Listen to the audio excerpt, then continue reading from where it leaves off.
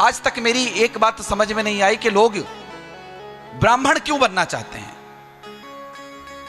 क्यों इतना मन में उनकी अभिलाषा कि हम भी ब्राह्मण जैसे प्रतिष्ठित हो, हम भी ब्राह्मण जैसे पूजे जाएं, हम भी ब्राह्मण बन जाएं। क्यों बनना चाहते हो? क्या आप जहां पर हो वहां संतुष्ट नहीं हो? क्या कमी है आपके अंदर? अगर आप अपना कर्म पूरी ईमानदारी से करो तो आप जहां पर हो वहीं पूजनीय हो जाओगे। और पूजनीय होने के लिए, आदरणीय होने के लिए, सम्माननीय होने के लिए ब्राह्मण होना आवश्यक नहीं, आपका कर्म होना आवश्यक है। आपका कर्म इतना अच्छा हो, आपका इतना कर्म श्रेष्ठ हो कि आप जहां पर हो वहीं वंदनीय हो जाओगे, वहीं पूजनीय हो जाओगे, वहीं स्थापित हो जाओगे। लेकिन बराबरी करने पर चलोगे तो मिट जाओगे, बराबरी नहीं कर पाओगे। इसलिए बराबरी मत करो। आप जहां पर हो आप वहीं पर अपने आप को मजबूत करो, श्रेष्ठता प्रदान करो उसी कर्म में। अगर बराबरी करने पर आए तो जितने भी इंजीनियर हैं वो सब पॉलिटिशियंस की बराबरी करने लग गए, क्योंकि सत्ता पर पॉलिटिशियन बैठे होते हैं। सारे के सारे लोग काम धंधा सब राजनीति में आ जाएं, सारे चपरासी कलेक्टर की बराबरी करने लग जाए। प्रेम से कहो जय श्री कृष्णा। हम भी कलेक्टर बनेंगे, इसमें हम में अंतर क्या है? वो भी कलेक्टर, हम चपरासी नहीं, हम कलेक्टर बनेंगे। सारे मास्टर विभागाध्यक्ष बनना शुरू कर दें। जो बेसिक शिक्षा अधिकारी होते हैं कहते हैं हम भी यही बनेंगे। ना महाराज, आप अपनी योग्यता सिद्ध करो, आप अपनी प्रामाणिकता सिद्ध करो। बाकी कहने से कभी कुछ ना आज तक हुआ है ना होगा। प्रेम से कहिए जय श्री कृष्णा। तो जब जैसे कि तोता जिस फल को चोंच मार देता है वो फल मीठा हो जाता है, वैसे जिस मंत्र को ब्राह्मण अपने मुख से निकाल देता है वो मंत्र जीवित हो जाता है, वो शाश्वत हो जाता है, वो फलीभूत हो जाता है। मान लो तो अच्छा है और ना मानो तो भी अच्छा है, लेकिन ना मानने से सत्य नहीं बदलता। भैया मत कर, मत देख, मत सुन, मत समझ। क्यों?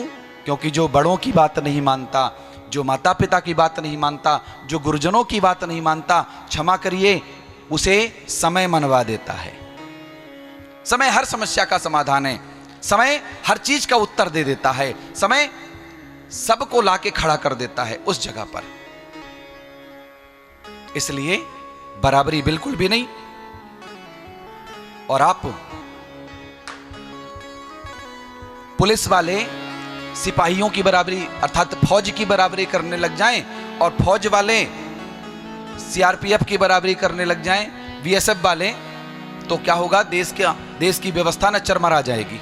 इसलिए जो जहां पर है अपनी व्यवस्था में, हाँ, अगर आप ज्ञान प्राप्त करना चाहते हैं आप खूब ज्ञान प्राप्त कर लीजिए।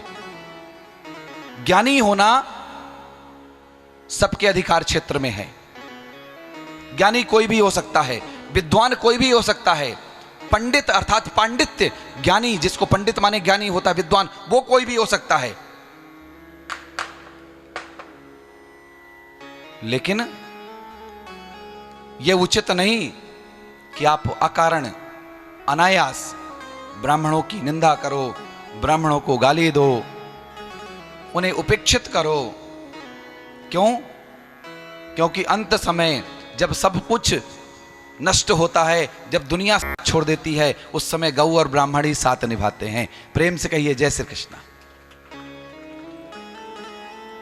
जब आपका अन्न कोई ग्रहण करने के लिए तैयार नहीं होता, आपके घर में कोई मर जाता है, उस समय ब्राह्मण ही आपके यहां भोज स्वीकार करके और आपके अन्न को पुनः पवित्र करता है। और ऐसे पुण्यात्मा ब्राह्मण के लिए अगर आपके मन में कुटिल भाव हैं, ईश्वर भी क्षमा नहीं करेगा। जो आपके जीते जी नहीं, आपके मरने के बाद भी आपके लिए शुभ कामनाएं करता है, आपके अपवित्र धन को, अपवित्र अन्न को ग्रहण करके अपने जीवन को संकट में डाल करके और आपके लिए कल्याण की कामना करता है, मंगल कामना करता है। और अगर यकीन ना हो तो एक काम करना, जब आपके घर में भगवान ना करे, ठीक है, लेकिन ना करे या करे, मरेंगे तो लोग है ही पक्का। प्रेम से जय श्री कृष्ण। ठीक है, इसलिए ये कहना ही बेकार है कि भगवान ना करे कि आपके घर में कोई मरे। भगवान क्या करेगा? जीवन है तो मरेंगे मरेंगे। जब घर में कोई मरे, ठीक है, तो क्या करना? ब्राह्मणों को छोड़ करके 13वीं के दिन अन्य किसी भी रादरी के लोगों को बुलाना, कहना भैया हम आपको 13वीं का निमंत्रण देके जा रहे हैं, चलिए 13वीं का भोज करिए।